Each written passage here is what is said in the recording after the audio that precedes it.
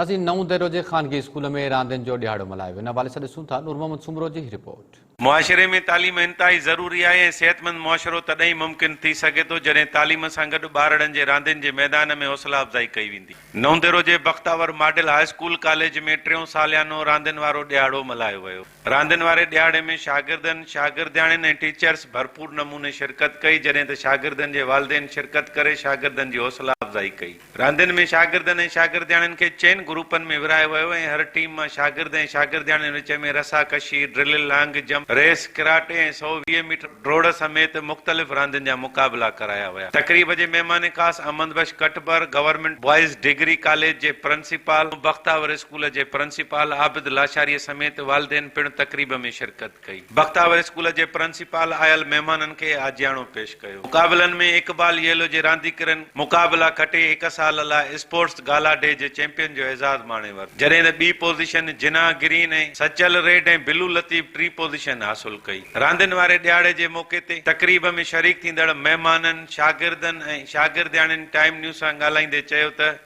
असांखे हिन इवेंट खे ॾिसी करे इहो उत्साह मिले थो त जीअं असांखे हाणे मां जीअं पीटी शो में हुयमि, असांजे लाइ हेॾा वॾा गेस्ट आया, उन्हनि सां उहे असांखे मेडल पारायनि, जीअं मूंखे बि मेडल मिलियो हुयो। मूंखे हिकिड़े सर पारायो त उहो असांखे ॾिसी करे असांखे प्रोग्रेस करण जी अञा असांखे हिमत थी अचे त असां जीअं अञा अॻिते वधूं। तयारियूं असांजूं माना हफ़्ते ॾेढ खां हलनि पियूं, जंहिंमें अल्हम्दुलिल्लाह असां हर रांदि में पोज़ीशन में आया ई आहियूं। हे मुसलसल 3 साल असांजूं रांदियूं थींदियूं आहिनि ऐं असां इहो बि हिन मां रांदियुनि मां सिखियो आहे त किए खेजे, किए हर शे कजे। हमारे लिए बहुत हेल्दी है, हमें बहुत मज़ा आता है, हम बहुत इंजॉय करते हैं। मज़ो थो अचे इलाही, रांदियूं भलियूं था खेॾाइनि, असांखे उत्साह ॾाढो मिलंदो, असांखे मज़ो बि अचे थो ॾाढो ऐं नंढनि ॿारनि खे असांखे उत्साहित प्रोत्साहित करण जो मौक़ो मिलियो आहे। असांखे ॾाढो मज़ो अचे थो जीअं त असां पंहिंजे स्कूल में स्पोर्ट मल्हाए रहिया आहियूं। असां गेमियूं कयूं आहिनि, जीअं त असांजो ब्लू हाउस आहे।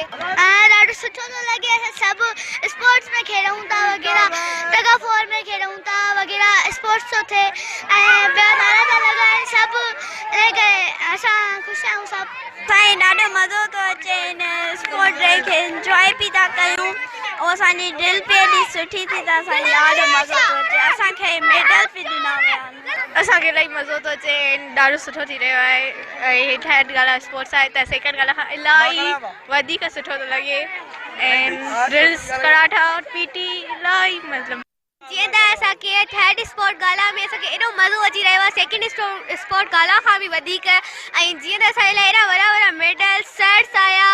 इन सां असांखे इलाही सिहत जे बारे में इलाही हो थो थी वञे त असां इहे हर साल मल्हाइणु घुरिजे त जीअं ॿारनि में इलाही एक्टिविटीज़ थियनि, ॿार एक्टिव हुजनि ऐं असांजे स्कूल में हर साल मल्हायूं। फोर में रेसिंग में सभिनी में हिसो वरितो आहे, ॾाढी ख़ुशी फील थी थिए। हिन असांखे स्पोर्ट गाला में ॾाढो मज़ो आयो ऐं असां पाण पार्टिसिपेट कयो, हिते ॾाढियूं रांदियूं थियनि थियूं ऐं ॾाढो मज़ो आयो आहे। हिते माना असांजो थर्ड स्पोर्ट गाला आहे, हिन में मुख़्तलिफ़ एक्टिविटीज़ थियनि थियूं ऐं ॿार घणो कुझु माना गेन कनि था ऐं तमामु सुठो असांखे फील थिए थो ऐं माना हिक ॿिए खां वधीक गेम जेके आहिनि त तमामु सुठे तरीक़े सां परफॉर्म थियनि थियूं।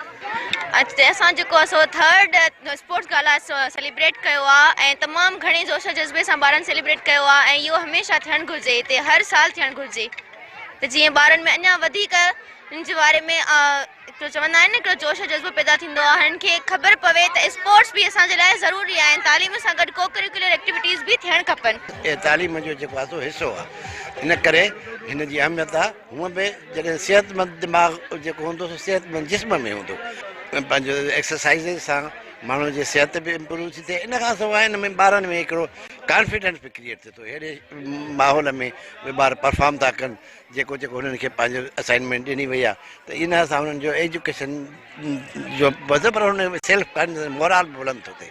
सो हीअ जेके आहिनि से हर अदारे में ख़ुशूसन तालीम जो हिसो आहिनि, इन करे ज़रूरी आहे। ॿार हिते जेको तालीम थो वठे उहो उनजी ॼण ज़हनी एक्सरसाइज़ आहे या ज़हनी उनजो कमु आहे जेको, ऐं ज़हन इंसान जो जेको आहे सिहतमंद जेकॾहिं हूंदो त उन सूरत में हूंदो जॾहिं उनजो जिस्म बि सिहतमंद हुजे। तंहिं करे हिते ॿारनि जूं एक्टिविटीज़ जेके आहिनि रांदि रूंद वारियूं या जेके अॼुकल्ह जेको इवेंट आहे तमामु शानदार इवेंट आहे ऐं अहिड़ियूं इवेंट जेके बि थियनि थियूं उहे सभी अदारनि अहिड़नि में थियणु खपनि पर सरकारी अदारनि में बि जेको आहे अहिड़ियूं थियणु खपनि जिते उन्हनि ॻाल्हियुनि ॾे तवजो घटि थो ॾिनो वञे ॿारनि जूं जेके सलाहियतूं आहिनि उहे वधीक जेको निखार में थियूं अचनि ऐं हिननि जी सपोर्ट करणु खपे ऐं हिननि में जेके वालिदैन आहिनि पेरेंट्स आहिनि ॿारनि जा उन्हनि खे बि जेको आहे हिन में पार्टिसिपेट करणु खपे हिन में रांदि रूंद में मुल्की लेवल ते या बैन अवी लेवल ते जेको आहे हिननि खे मौक़ा मिलणु खपनि। तमामु हिकिड़ो सुठो इवेंट आहे शागिर्द खे एक्टिवेट करण लाइ ही जेके प्रोग्राम आहिनि असांजा गेम्स जा इहे तमामु ज़रूरी आहिनि।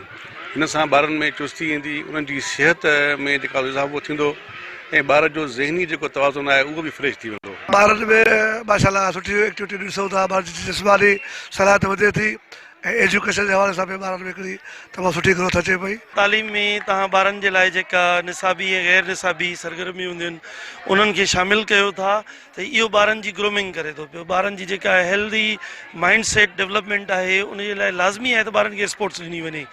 जेकॾहिं तव्हां ॿारनि खे स्पोर्ट्स ॾियो था त हू खोड़ सारा जेके उन्हनि जा जिस्मानी जेके तब्दीलियूं उन्हनि में पैदा थियनि थियूं उन्हनि खे कंट्रोल करण में मदद ॾींदी आहे। अहिड़े ई नमूने सां उन्हनि खे जेको मुआशिरे जे अंदरि हिकिड़े काराइतो शख़्स बणाईंदी आहे। ऐं अॼु जो ॾींहुं ॿारनि जे लाइ ॾींहुं आहे ऐं ॿारनि जी तमामु घणी महिनत आहे वालिदैन जो ताउन रहियो। ज़रूरत उन ॻाल्हि जी आहे त जेकॾहिं निजी स्कूलनि में रांदियुनि जा मुक़ाबिला कराया वञनि था त सिंध सरकार खे घुर्जे त सरकारी स्कूलनि में पढ़ंदड़ शागिर्दनि ऐं शागिर्दियाणियुनि खे रांदियुनि जे मैदान में पाण मञण लाइ मौक़ा फराहम कया वञनि त जीअं सरकारी स्कूलनि में पढ़ंदड़ शागिर्द ऐं शागिर्दियाणियूं बि आलमी सतह ते पहुची पंहिंजे मुल्क ऐं क़ौम जो नालो रोशन करे सघनि। नूर मोहम्मद सुमरो, टाइम न्यूज़, नवंदेरो।